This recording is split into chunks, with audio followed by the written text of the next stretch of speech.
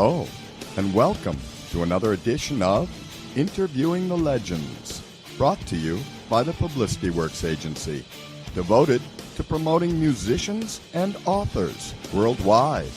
Call us today at 941-877-1552 to start your free publicity evaluation. Remember, we shine only when we make you shine. Please welcome the host of Interviewing the Legends, music journalist, author, and entrepreneur, Ray Shasho.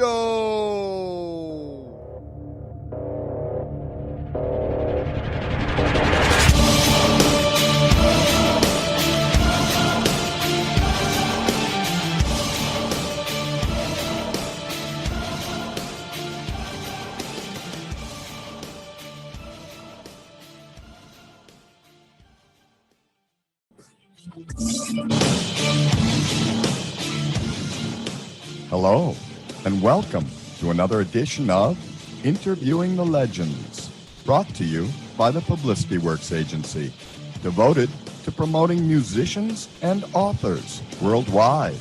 Call us today at 941-877-1552 to start your free publicity evaluation. Remember, we shine only when we make you shine. Please welcome the host of Interviewing the Legends, music journalist, author, and entrepreneur, Ray Shasho. Yay! Hello once again, everyone. I'm your host, Ray Shasho. Welcome to another edition of Interviewing the Legends on BBS Radio TV. It's brought to you by the Rockstar Chronicles, Series 1, my new book, featuring over 45 intimate conversations with the greatest music legends the world will ever know. It's available now at bookbaby.com and amazon.com. Michael Sadler co-founded SAGA with Jim Crichton in Toronto, Canada, circa 1977. As primary singer and songwriter, his voice remains a key part of their signature sound. Michael is a critically acclaimed artist and is notable for his dynamic stage presence. He is in demand as a featured singer and collaborator by many of his peers. He left the band in 2007 after 30 years and returned in 2011. Michael Sadler has had an impressive track record to fall back on from his beginnings as the lead singer of the Canadian rock outfit in 1977 through his many guest appearances with Justin Hayward, Bobby Kimball, Ozzy Osbourne, Chain, and many, many others. Sadler consistently proves his knack for crafting high-quality songs that combine irresistible melodies with great lyrical detail. It has earned him respect from his peers, praise from critics, and admiration from his devoted fan base. Please welcome the voice of legendary Canadian progressive rock band SAGA, Michael Sadler, to Interviewing the Legends. Hello, Michael. Good evening, Ray. How are you? We're doing fine. We're actually doing a doubleheader today. We're doing a live interview with you on Station 1, and I've got Walter Egan on Station 2. I did an interview with him last week. Oh, wow. I mean, good company. Good company, huh? I want to chat right off the bat about Symmetry. I gave it 5 stars. It's an awesome album. Thank you. It's the 23rd studio album by the rock band. It was released, I guess, in March 12th of 2021. Contains acoustic versions of previously released songs, some in the form of melodies or with new interludes. The idea originated in the 40th anniversary tour of 2017, where the band would perform acoustically as their own support band, Pockets. And you once said, SAGA's biggest problem is that we occupy a gray area. We're not quite prog enough for the purists and not heavy enough for the hard rock crowd. We're too tough to pigeonhole. Well, let me tell you, man, you hit it right on the nose with progressive rock on this album. It is incredible. I love it. Thank you, thank you. It was a fun record to make, and it was, tough times require tough decisions, and we had been, as you said, we opened for ourselves on that tour doing acoustic versions. That's where the idea was kind of born. Right. And then suddenly we find ourselves in the midst of the COVID, pandemic shutdown, stay-at-home orders, and we thought, well, what better time to work on this album, this kind of album, than right now? Because it's not the kind. I mean, I would not attempt to do a brand new, full-on SAGA album this way, where everyone's at home doing it and you're sharing files and that. You need the band together to work out stuff and to really, iron out songs and beat them up and, but this was perfect because these were songs that we've been playing for a very, very long time. Some of them since the very beginning. And it really was, so, I mean, in other words, the band knew how to play these songs. There was no question about like going in and what are we going to do in the studio? We were more than familiar. So it was really up to the individual player to reinvestigate his own part in that kind of a lineup, that kind of a acoustic setting. A lot of the melodies, if for example, Wind Him Up, I had to reinvent a little bit because you can't sing full voice in some parts. It just doesn't suit the bed track that you're singing with. Right. And then to go falsetto didn't make sense. So I would have to actually adjust the melodies accordingly and to suit the mood of the music too. Once in a while changing some lyrics here and there. But like I say, I mean, it's really up to everyone to look at their own part and try and integrate a new way of approaching it to suit the overall sound. I think the vocals were tough to do, but I think Ian Crichton had a hell of a job. I mean, you're taking all of his signature, the way he plays electric guitar, it's and reimagining that all on acoustic. I think he had the toughest time, and mandolin and 12 string and that. I think he had a really tough time trying to adjust it to that kind of setting and a completely different style of playing, because you can't like wind out, you wouldn't think, on an acoustic guitar. But I mean, I listened to like the end of Tired World and he's just burning, but on acoustics. It's like, wow. But it was the perfect time to make this kind of record. And it's funny because we were about to release it, and the overall, there were snippets coming out, the word acoustic, and people were expecting, it's just going to be an acoustic rendering of existing songs, but it's much more than that. And I tried to tell people that from the offset. And I said, well, I'll let you be the judge. You'll hear this. It's different kind of records. This is my favorite kind of SAGA, this album. Really? Yeah, it's like... It's funny because when you break it down like that, I mean, it's bare bones plus. I mean, there's they added the cellos and the fiddle, but you're more under the microscope, right? And it really, even for ourselves, it really brings attention to some of the more musical bits and the vocals and lyrics, especially in that. So it really was a chance to really check out what these songs were all about, and go, wow, we were pretty tricky when we wrote this. Well, now they're more complex, more sophisticated, definitely more prog. Like you said, the fiddle is incredible in this. Yeah, I love the violin. Shane Cook did a tremendous job. Wonderful job. Yeah, and your voice is incredible, man. It's getting better and better. Thank you. What are you doing right? That's what people keep asking me, and I don't have a logical. I don't know. I just try to stay as healthy as possible. Right. I stopped drinking alcohol almost 20 years ago, which did make a difference. It seemed like my voice kind of got stronger, and my range actually increased a little bit. But I don't know. I try not to abuse it. I learned to sing properly in a church choir, so that had a lot to do with it, I guess. I sing from where the diaphragm, where you're supposed to sing from, instead of through the throat. Right. But it's funny. A lot of lead singers have started in choirs in the church. Ian Gillan from Deep Purple told me that he started out that way. It's a good place to learn the disciplines of singing. The right way. What you do when you leave the church choir and enter the world of rock and roll, and that is how you apply it. If you follow through with singing. So, a lot of kids will sing in a church choir or a school choir. Once they leave either of those, they don't pursue music as a career, so it never really comes up. But if you do end up pursuing it, it's really up to you to take the basics and then, be yourself. And I remember, singing the first 3 albums kind of with that in mind, like singing properly. And if you listen to them, I am. And we went to do Worlds Apart with Rupert Hine.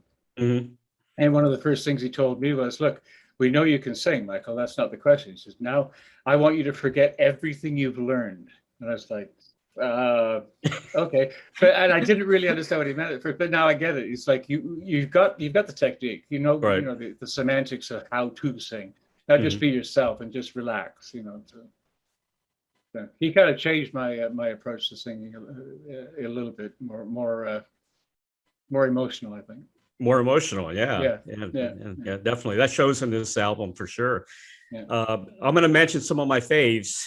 Say Goodbye to Hollywood. Oh my God, I hear a little Pink Floyd in there. Believe it or not, a little bit. Yeah. It's funny. It's one of the bands that if we were influenced by anybody in the beginning, which we tried not to be in like outwardly, subconsciously, of course. But I don't remember ever listening to a lot of Pink Floyd personally when I was growing up. But I'm sure that bands like that, they go in and you can't help it but absorb certain.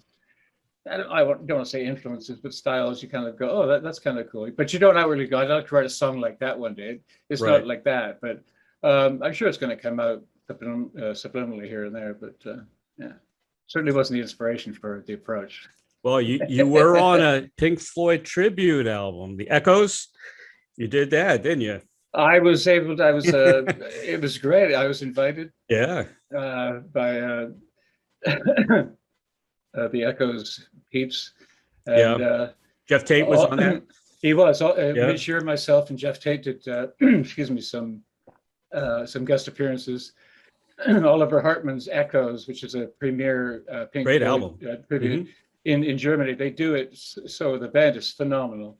And I got to sing it live at the Rock of Ages festival in Germany in front of like thousands of people, and they did the lighting thing and the whole thing. It was cool, great. huh? It was great. Yeah, it was really, really cool. Well, you did Comfortably Numb, which is hard to do. Yeah. You nailed it. You nailed it. Sang the high part. I said, you do the talking part, I'll do the high part. Yeah. Yeah, but all the comments on YouTube were unbelievable. I mean, they said, besides David Gilmour, you were the man. Well, the nice thing, that's a tremendous compliment. I thank everybody who said that. The nice thing about that was when Oliver invited me, he said, we're going to do I'm going to try and get Jeff and Midge to sing as well. And he left it up to me. He said, you can choose between like these 3 or 4 songs. And I thought, really, if it's up to me, then I'm going to choose the one that A, I'm familiar with, B, I like to sing. And I know that I can it's within my wheelhouse and my range and perfect. And Comfortably Numb fit perfectly. So. Yeah, and the words are easy to sing too. It's not too complicated. Not too complicated. Not too complicated. Didn't have to use a prompter, so that was okay. Yeah, exactly. The Right Side of the Other Hall, another favorite of mine. Another great tune. That was a lot of fun putting together like these mashups and finding 2 or 3 songs that really married well. It doesn't always work because you would think, well, that'll fit into that because they're both 3/4s, but a 3/4 is played a certain way and a 3/4 played a different way. They don't match just because the time signature is the same. You got to get the same vibe going, and you've got to get and the keys have to. Sometimes you have to alter them, but those combos seem to work really well. It was a fun record to make. It was challenging. I mean, it was probably, I would say, one of the more challenging records we've ever made. For different reasons than the norm, obviously, but at the end of the day, so satisfying when we were finished with it. It's like, wow, we really got something here, and you can't really tell, in the middle of it. You're trying to capture the moment. But I'm so glad you did it this way. I mean, the other way would be more of a rocker. Like I said, this is more sophisticated. It's it brings out the real music, the real sound of the songs, of the tracks, right. It really makes you pay attention to the actual song itself, Exactly. without the audio trappings that come along with studio productions. But yeah, I mean, studio production wise, there is still a studio album in us for sure. So. Oh yeah, definitely. You're not going anywhere. Oh no. You have to pry the microphone with my cold dead hands.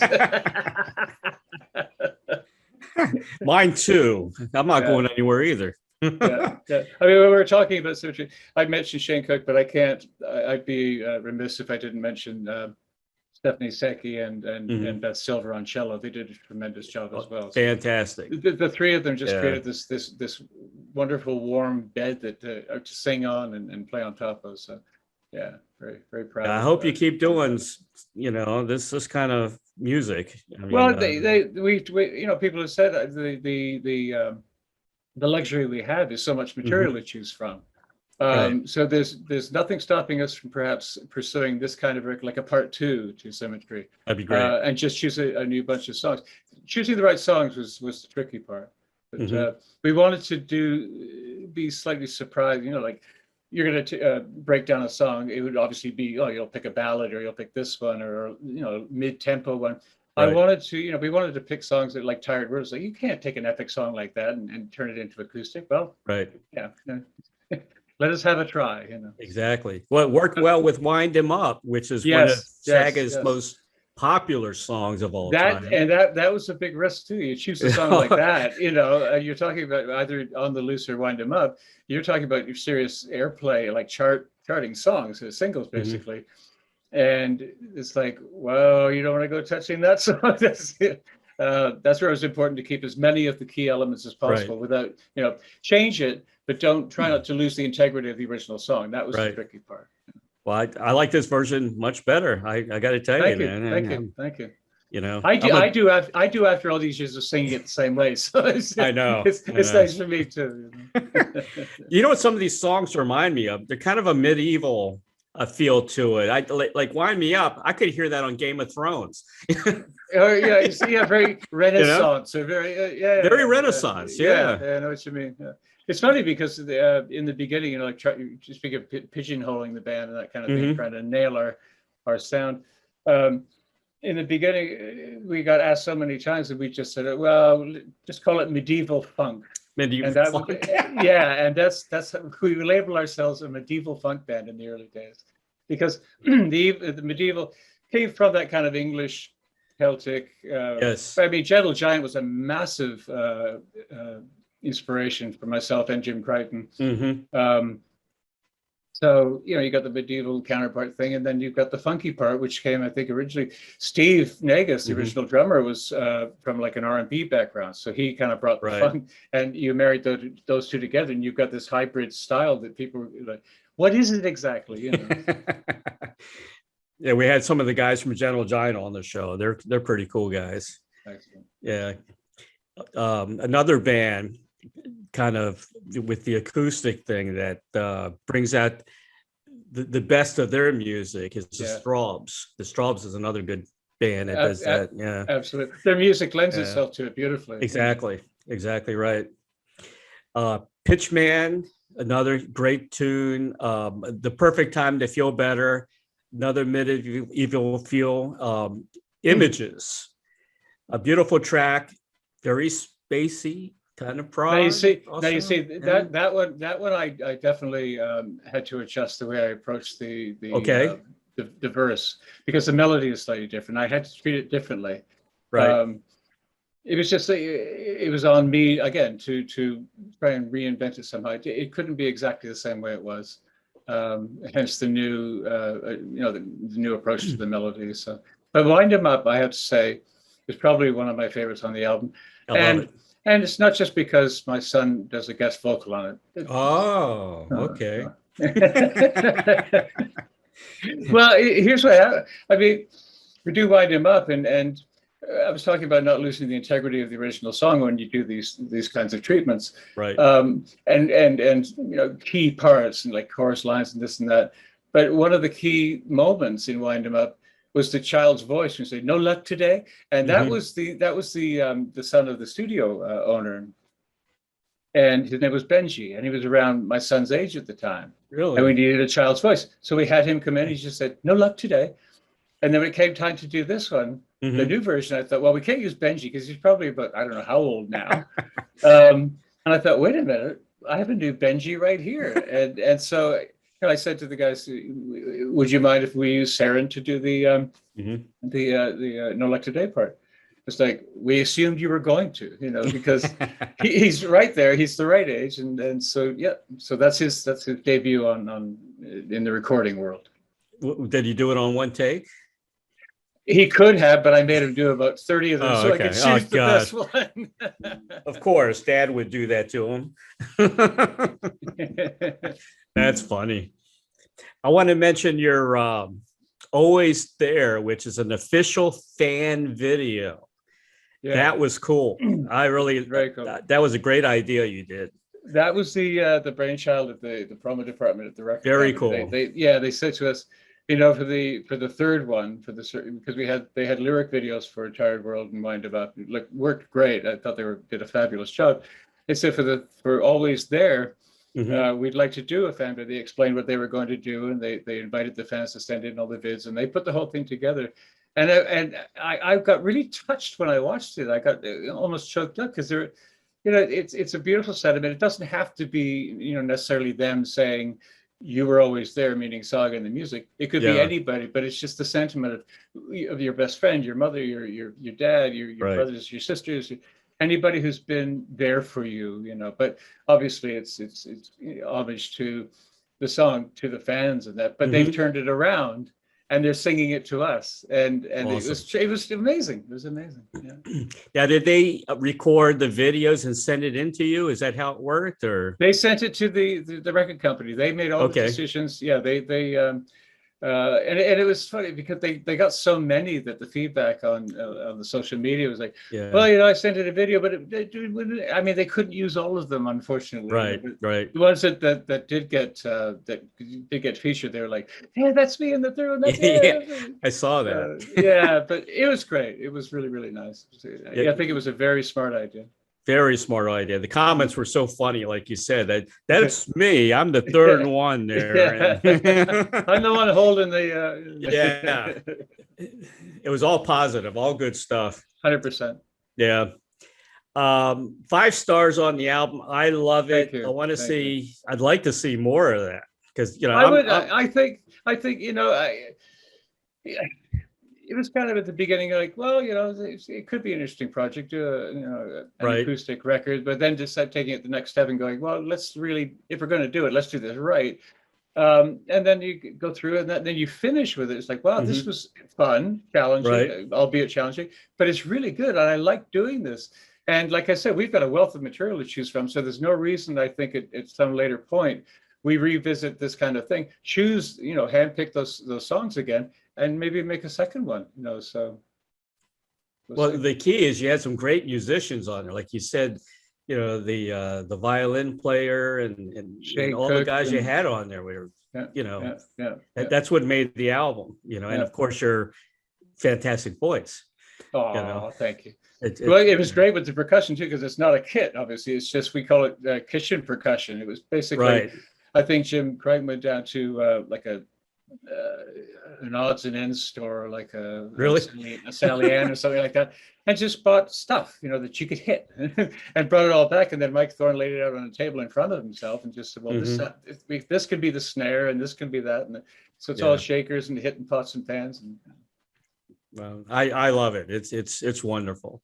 It's one of those albums you can listen to over and over again. You don't get tired of it. You never get tired of it. Never. Who are some of your influences growing up? As from a kid, Well, yeah, I wouldn't call the early ones influences. Again, though, this goes back to, you're hearing music, it goes in there, you don't know how it's affected you till later in a subconscious way. Who knows? I had a very eclectic sort of listening growing up period. My first album was the Monkees. Really? Yeah, it's the first one. I loved the show. And the album came out, and it was I guess I saved my money, maybe from my paper route, I'm not sure, but I went down and physically bought the first Monkees album. How about that? Yeah. Yeah, and one of the other albums I had, which I got as a birthday present, I think it was probably 13, 14 years old, was Tijuana Brass. Herb Alpert and the Tijuana Brass. They were great. And it was the one with the whipped cream and other delights with the woman on the front. Of course. The greatest cover. Well, yeah, it wasn't for the cover. But I liked, what was the Taste of Honey? I don't know why. Yeah. And then I would really like something like The Association. Because of all the vocals. I thought the vocals were cool in that. Beach Boys went by me. I didn't really, when I started listening to rock, I remember one of the kids from the neighborhood got a hold of the first Led Zeppelin album, and it was like, seriously. And then things started to go kind of in the rockier direction. But my first band was a blues band. Just an out-and-out blues band. 3 guys that were, I was the young kid. They were older than me. They were in their 20s. I think I was like 50 or something like that. Straight out of high school, straight out of the church choir. And I'm singing like authentic Chicago blues. This little white kid from Oakville, Ontario. Singing, is that right? Yeah. It's just 3-piece band. The bass player had the harmonica around his neck, the whole bit. And we eventually sort of became a slightly jazzier blues, and then kind of jazz fusion, adding a bit of more rock element. Right. And then I started listening to a lot of different, like, Don McLaughlin and these crossovers, and you're getting the rock and the jazz, but leaning heavily towards the rock more and more. The drummer came home one day from, he'd gone into the big city, he'd gone into Toronto, and came back from this record store that was renowned for English imports. And he came home and he said, "Michael, I got to play this for you." I said, "Okay, whatever."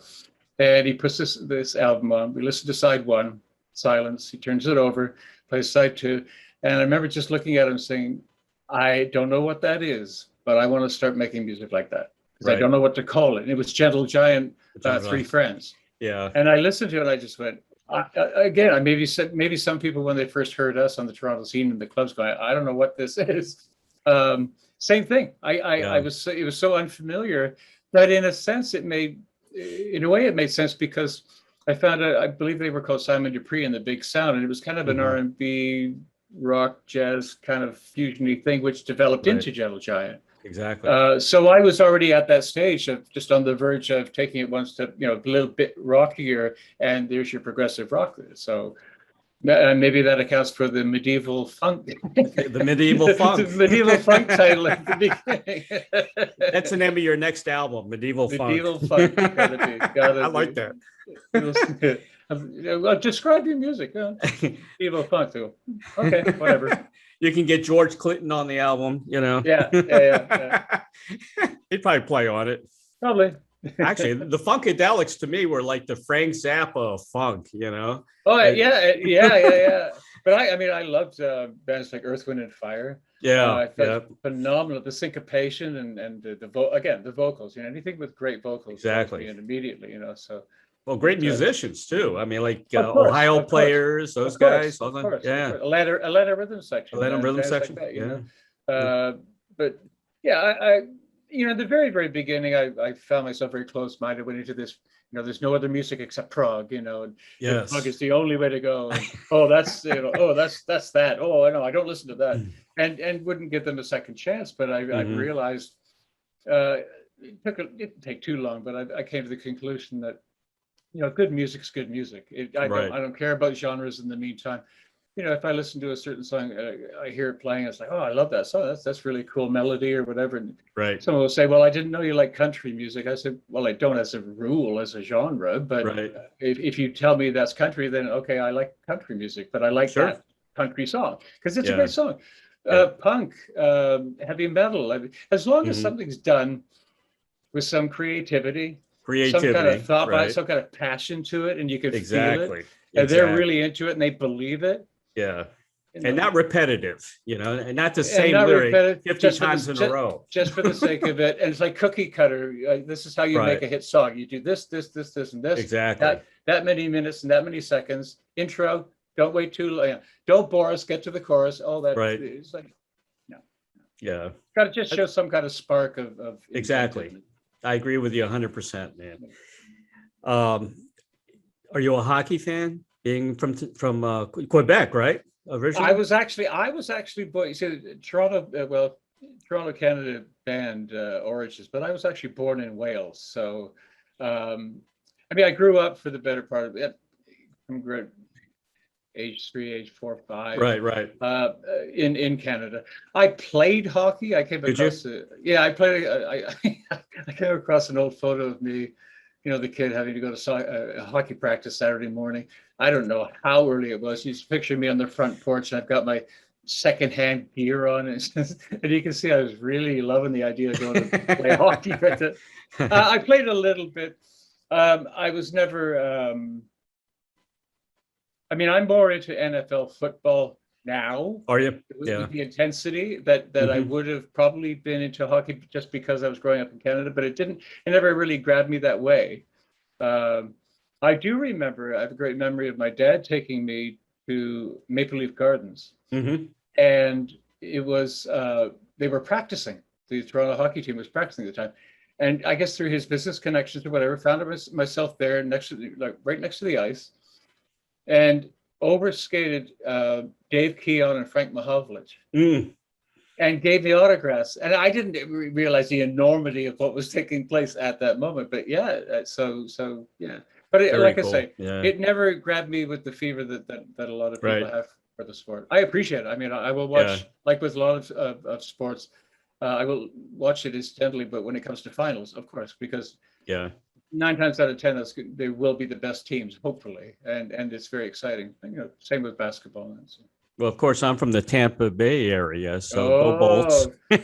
so you're in a good mood right now. We're doing pretty good right now. I'd say so. Yeah. Do you remember Wales at all? I have very, very sketchy memories of it. Like really? I said, I left when I was very young. I've been back a few times. I've seen sort of the ocean front, beautiful country, what's called the beach. I've not spent a lot of time in the most beautiful part of the country, apparently, and seen photos of it. But in the north, it becomes extremely beautiful, and I've never had a chance to go up northern Wales. But I'd love to take my family. I'd like them to see where it all began. Definitely. I have seen the house where I was born. Oh, really? Born on the second floor of the house on, I believe it's 11 Glyndwr Road. Yeah. And if that's wrong, my sister will kill me. But I think it's 11 Glyndwr Road. Yeah. Some of the Welsh ways are complicated, like the signage is really long. Yes. Well, it's like in for example, in Quebec, in all the cities in Quebec, like in Montreal and Quebec City. Everything's completely bilingual. All the signs are completely bilingual. Right. In fact, I think in Quebec City, a lot of them are only French. But having said that, all the signs there are in both. Yeah. And it's really cool, and I like that because they're hanging on to the heritage, and that's really important. Instead of just it's 2021. We don't need the old ways. Yeah, you do. That's the reason why you're here. Sure. Exactly. I always think of Tom Jones and Catherine Zeta-Jones, right? They're both from Wales. And Richard Burton. Richard Burton, that's right. Anthony Hopkins. Okay. Yeah. Yeah, good pedigree. Yeah. Exactly. For such a small country, it's amazing, isn't it? Yeah, absolutely. All these great people. Yeah. I'm going to read a quote you said once. You stated that your best experience at a show as a member of SAGA was listening to the audience scream, "SAGA, SAGA, SAGA," while Elton John was still performing on stage at Rock Am Ring. Yeah. That was huh? It was because, festival settings, it depends on the size of the festival. There's usually on the bigger ones, at least 2 stages, and they're usually side by side, sometimes 3. At this particular one, there are 2 main stages, exactly, perpendicular and just next to one another. So one band's playing, you're setting up the next. We were added to that bill after the fact. So we weren't actually on the print publicity Right. on the posters and that. It was made known, I think, did we had 3 weeks notice? I don't know, maybe that. But it got out that we were going to be there. But the headliner of the day, the only time we could go on was after the headliner, and the headliner was Elton John. And we're thinking, A, it's going to be a bit late at that point. B, they don't really know who's coming on next. So yeah, we'll cross our fingers. We'll get up there. We'll do what we do, and hope for the best. Right. Apparently, well, not apparently, because Elton was playing, and one of the crew came running over and he said, "You gotta come and hear this. Gotta come and hear this." It stood at the bottom of the stairs to go up to the stage, and in between, he had just finished the song, and they had started setting up our gear, and on the 2 bass drums was the name SAGA, white bass drum with the big red letters, and they started chanting every time he finished the song. A little embarrassing. Sorry, Elton. It was not. It had nothing to do with it. But it was like, wow, so cool. Unexpected. Like I say, we were not supposed to even be on the bill, so that was a great feeling. That's what we knew. We had a lot of support in Germany. We knew that we had something to cultivate there. Well, speaking of that, what about touring in the U.S.? Is that going to happen? It is going to happen. It is going to happen. You know what? There's a lot of water under the bridge. There's a lot of reasons you can say this and that, why we haven't been for a couple of decades, whatever. Suffice to say, we are where we are now. And what we're trying to do is rectify that situation as best we can. We've been on a couple of, they're more international, but they're based out of Florida. It's the Cruise to the Edge. Yes, that's right. It's a phenomenal prog rock cruise. It's wonderful. Which you're doing again in 2022. We did the Arcada Theater in Chicago, as well as Progstock in New Jersey, kind of in the same week. And just to get a feel for getting back in the States, I think at this point what we would have to do, and we've been advised this, and you see it all the time, a lot of the bands of our ilk or around our time period are going out as a package deal with someone else, 2 or 3 bands, and it's just the way it seems to be. To go out on our own, first of all, would be probably not very cost effective, and what kind of places would you be playing and that kind of thing. So why put yourself through that after being in the business for 3 or 4 decades? True. So I think the plan would be to look towards the States and definitely get back in there. But that kind of a thing, maybe with a Styx or a Kansas or that'd be awesome. A compatible evening. Because there's nothing like being paired up with something that just doesn't fit. So one of the two is going to suffer. So. Yeah, so we definitely have plans of. We've not turned our back on the U.S. I assure you. There are a lot of extenuating circumstances. There are a lot of bands that do very well overseas. One of them is Status Quo. They never seem to want to come to the U.S. anymore, and I'd love to see them here. Yeah, I don't know how solid a fan base they have in the States. I'm not sure. They used to. I don't know about now, just because they haven't been here. I know Susie Quattro. I've had her on the show several times. She's over in England. She's big in England and all the countries around there. Yeah. That's a strange phenomenon sometimes when you have like homegrown talent, as it were. Right. I'm going to bring this up for a reason. And they do well elsewhere, and not so much at home. Exactly. Or vice versa. And we were one of those, still are to a degree, but especially in the beginning, and understandably, because on the radio you got your songs are playing, the DJ's talking about it and that. But by the same token, our first real market that we started really taking off in and wanting to cultivate, you follow your audience obviously in the beginning, where you have followers, you go and play for them. And Germany and Europe in general, but Germany was really taking off at the time. Right. So we were spending a lot of time touring there in the beginning. Right. So every time they talked about it at home on the Toronto radio stations, SAGA and the word Germany, and so it kind of got it. So it came to the point where they were talking on the air one night about favorite Canadian bands. Someone said SAGA, and he said, "Oh yeah, I like them too, but that's a German band." It's like, oh god. And we found this out in the middle of a German tour. Oh no. Thought, we got to get home and rectify exactly. This, Exactly. Oh my gosh. because bands like April Wine, I've had them on the show. The Guess Who is huge. I mean, Burton and Bachman for sure. I don't know about the other Guess Who, but we were doing Monster Business in Europe and couldn't get arrested at home. I mean, that's extreme, but it was a really well kept secret, But or you do Monster Business at home and nobody cares about you elsewhere. I mean, Rush certainly did. They did good business at worldwide, but they certainly didn't do the kind of business, for example, in Europe that they did in the States. Exactly. So it's a strange phenomenon. It's just and you can never predict it. You can never go, well, the kind of music we're playing, we're going to be big there or there or there. You just don't know. Another country that does big for bands like yours is probably Amsterdam, right? Yes. Yeah. Holland is a great country. They know their music over in Holland. They do. In Europe in general, they're very, very attuned to good music, and they're very open-minded about different styles. They're very much. They still have, to a degree, the attitude of anything gets a fair shake. In other words, here's it's like I've spoken to someone recently about this, about what it was like in we started in 78, so 77, or sorry, 77. So 78, 79, we're doing the club circuit and that, and which was really healthy at the time. And, there was a handful of bands. We all played the same places, kind of followed each other around, to these same venues. In Toronto was the Gasworks and Abbey Road and these kind of clubs. And at that time, anybody had a shot. Anybody, if you wanted to give it, it's like a club owner would go, okay, I'll book the band. If you do well, I'll have you back. If you don't, but at least you got a shot. Sure. And everybody had a chance to show what they had. Right. And it's still, to a degree, like that in Europe. It's unfortunately not quite as healthy a scene in that respect in North America as it used to be, especially certainly when we started the band. But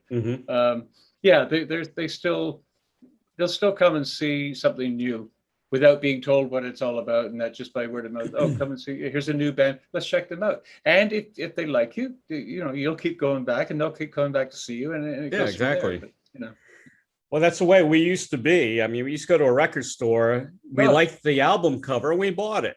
You know, and give it a try. You give it a try, and you go home. You're looking at looking at the lyrics, and you're reading stuff. Exactly. But if you didn't like it, you didn't like it. Yeah. But at least you had a shot. That's why album covers were really important at the time. Exactly. Exactly right. I learned about Supertramp, Crime of the Century. I like the album cover. I got that. Camel, Lady Fantasy. I loved Camel. Learned about Camel that way. My favorite. I was introduced to Camel by a friend of mine, and it was the album Nude. Right. And it was about the Japanese soldier that was stuck on the island for, I think it was 30 years after the war had ended, and he thought it was still on. Exactly. No one told him. Poor guy. It's a beautiful album, and that's how my introduction to Camel. But yeah, great band. Unfortunately, they don't tour very much anymore. Like not as much as they did. No. And Andy Latimer, I think he's got some health issues, I believe. But he still he has a certain way of playing. He's not a flash player, but he's a master of beautiful melodies and the sound of the guitars. So, I compare him kind of like a David Gilmour, in a way. In a way, yes, you're right. You're right. Yeah. I mean, Gilmour's not a shredder, but he plays amazing melodies. Yes. He's just got a great feel. Yeah. I got to ask, I hope I don't embarrass you with this one. Bohemian Rhapsody. Usually when someone says that, you're about to get embarrassed. You started singing Bohemian Rhapsody on I don't know where it was. You were playing around with the audience or something, right? Explain that. You never know what being the front man or master of ceremonies or whatever you want to call it. And there's gaps in between songs. You never know what you're going to say from night to night. It's not rehearsed. I mean, that's that's not the way concerts are supposed to be. You go with the feel of the room and whatever happens. And I don't know. One night I just started into the beginning of it, and the audience was disappointed. Keep going. They were disappointed because you didn't finish it, and you said come back tomorrow, and you finish it. That was funny. Unfortunately, we weren't there the next day. But, like I say, we just do things like that for fun sometimes. It makes each night a little bit different, and it's fun. I mean, I play bass in a few songs on stage as well with the band, and again, before I'll start talking about it, so I just start playing the beginning of Another One Bites the Dust just for fun, because it's right. It's obvious to do it, and they think we're going to do the song, and the drums will kick in, the guitar will kick in for about 6 bars, and we just stop. Yeah. We do the same thing with Smoke on the Water too, because that's really easy to do. Yeah, I'll pick up the bass, you start doing. Oh, that's a lot easier to sing. Yeah. True. I'll admit, I was disappointed you stopped. Also, I wanted to hear you sing the whole thing. A lot of people have wanted me to do Freddie's music. Yeah, and I'd like to hear it. Your range, I've dabbled with it, and I could probably handle it, but I just, something stops me from doing it. It's like you shouldn't do that. That's funny. Yeah. What advice do you or what do you want to say to your fans right now about SAGA and your direction and what's going to happen in the future? What do you want to tell your fans? Thank you. I mean, it's such a tired little phrase, but we wouldn't have lasted 44 years without the support of the fans. Our fans have, it's a matter of longevity, really. And if you last long enough, you go through generations of fans, and it's tremendous to watch, 2 or 3 different members of the family in different ranges coming to see the shows. And I do think that speaks a little bit to the timelessness of the music. Because it's not locked into any genre or any time period, I don't think. So I think, you can listen to it at any given time and not say that's from 19 such, and that's, you can say it's from that period or that period, whatever. But yeah, thank you. I mean, I can't say enough about our fans. They have been loyal to the, that's an understatement. And by the same token, they're so invested in us emotionally and telling us how much our music means to them and got through hard times and things like that. Right. But they're also forgiving. We'll put out an album that is not their particular favorite or cup of tea, but they won't just go, oh, they've lost it, that's the end of them. They'll always go, well, okay, well, we'll just don't make too many of these. We'll wait till the next. We'll wait till the next one. Just see if you come around. Fair enough, Yeah, so, yeah. I did that with. Yeah. I did that with. I'm a big Tall fan from way back. Yeah. And when Passion Play came out, I was like, don't do that anymore. Yeah. We had shortly after Worlds Apart was released, we spent the better part of a year on the road, just going from one tour to the next, like supporting Pat Benatar, Billy Squire, Eddie Money. And one of those tours was Jethro Tull, and it was the Broadborsed Broadsword and the Beast tour. Yeah. Right. Yeah. Good tour. That was great. Great fun. Yeah. Oh. Michael, here's a question I ask everybody, and I get some very interesting answers. If you had a Field of Dreams wish, like the movie, to perform or collaborate with anyone from the past or present, who would that be? That would be a toss-up between Freddie Mercury and Peter Gabriel. Good choice. For different reasons, obviously, Peter, because of his theatrics and his approach to that way of looking at music and entertainment, and Freddie for his the power to be able to make 90,000 people feel like they're sitting in his living room. Yeah. But without abusing that kind of a power. It's somehow making everyone feel part of the show, even though it was like a sea of people. But his melodies and style of writing, and both of them for slightly different reasons, but no less inspiring for either one of them. So, yeah. There'll never be another voice like Peter Gabriel. No, or Freddie. Or Freddie. You're right. Yeah. That's what makes the difference between sometimes, who's the greatest rock singer and this and that. First of all, it's a matter of taste. Right. It's a matter of personal taste. And it's not always the actual, I don't want to say talent, because the talent is involved in creating your own style, but the actual technical ability to sing. It's not always that. It's not always, like a Steve Perry, beautiful, clean singing that. But, Mick Jagger, I'm not a Rolling Stones fan, but Mick is Mick.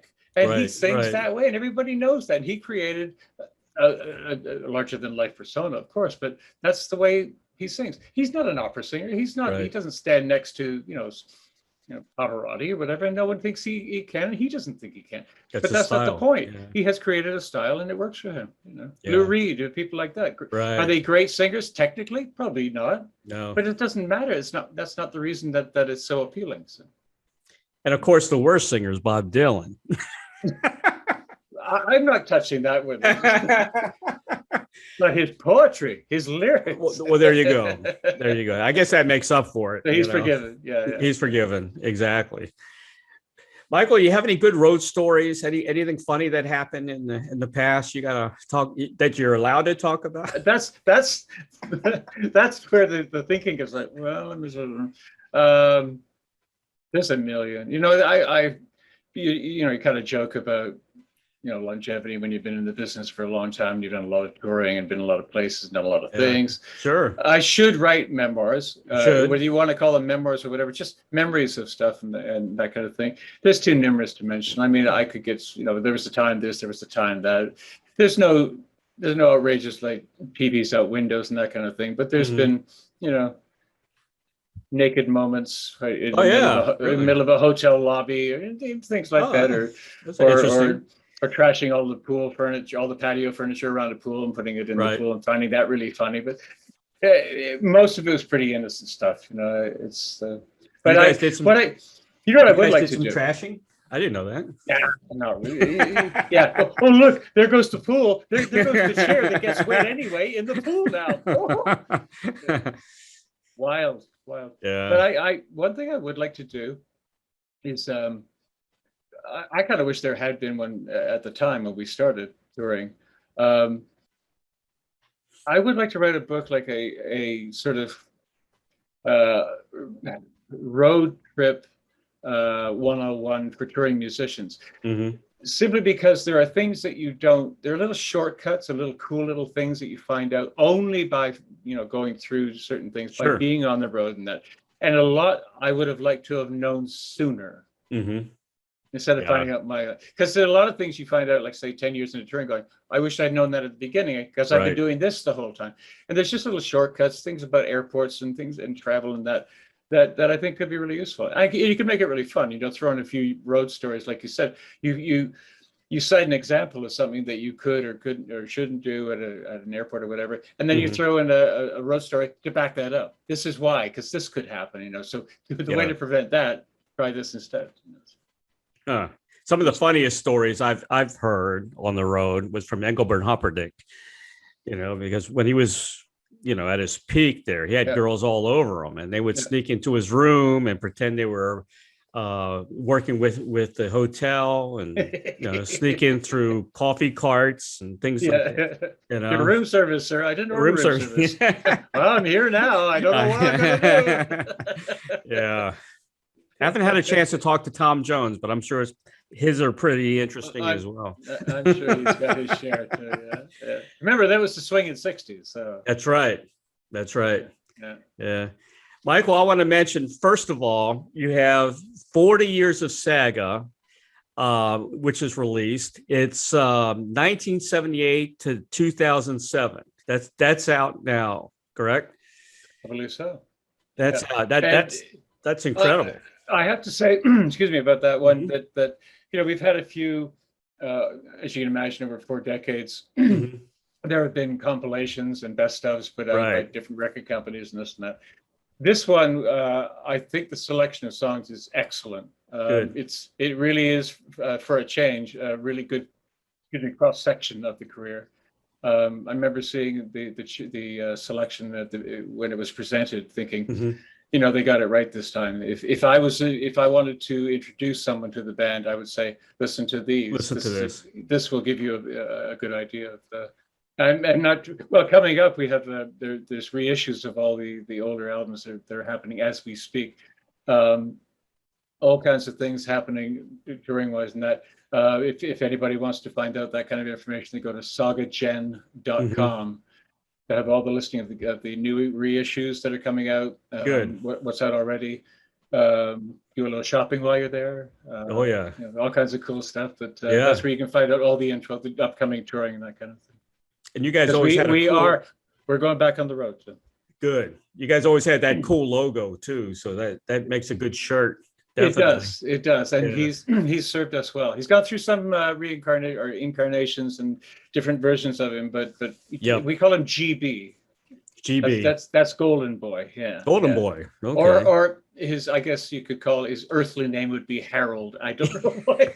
I like Golden Boy better. We just wanted to make him a bit streetier. Just call him Harold. I don't know why Harold. So we got the best of SAGA, all hits since 1978. That's out. And of course, Symmetry is the latest release, which is available at Amazon.com right now, and which is one of my favorite albums now of all time. I really, really enjoyed it. And I'm looking forward to number 2, hopefully, or something similar. Hopefully. Something similar. And for those asking, there is at least one more studio album in the band.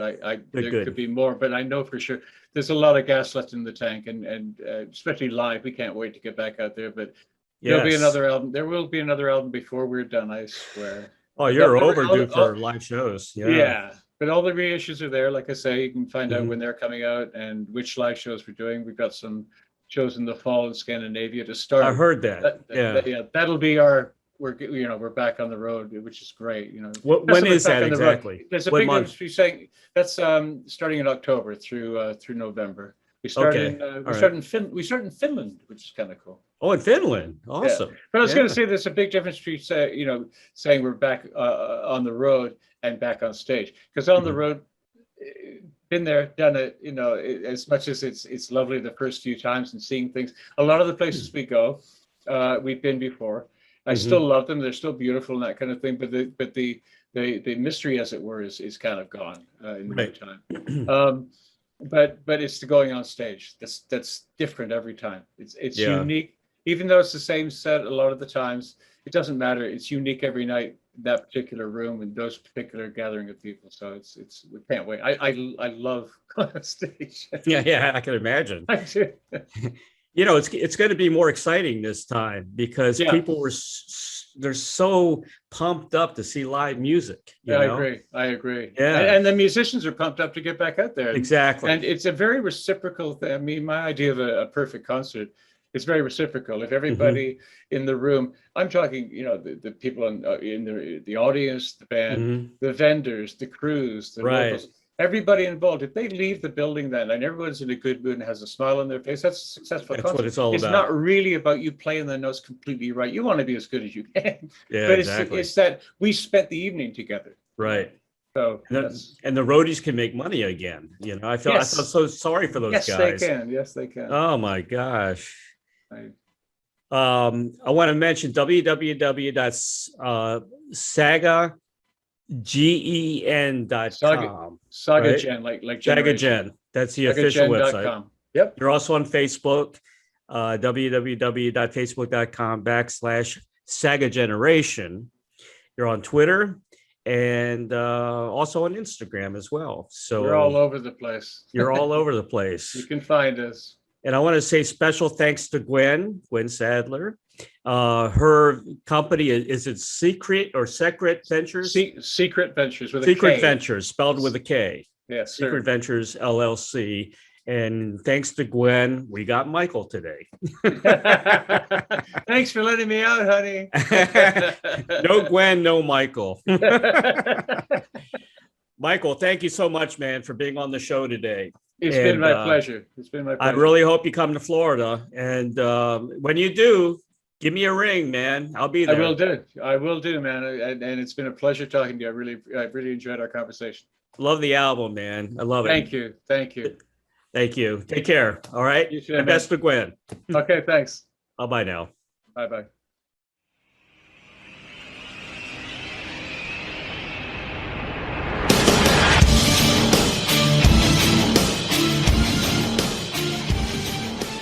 Thank you, everybody, for listening to Interviewing the Legends.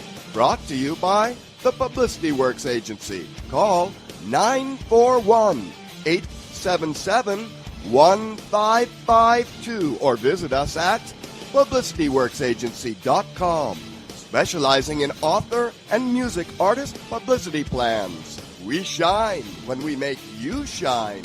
Tune in to Interviewing the Legends every Tuesday at 7 p.m. Pacific Time on PBS Radio, Station 1.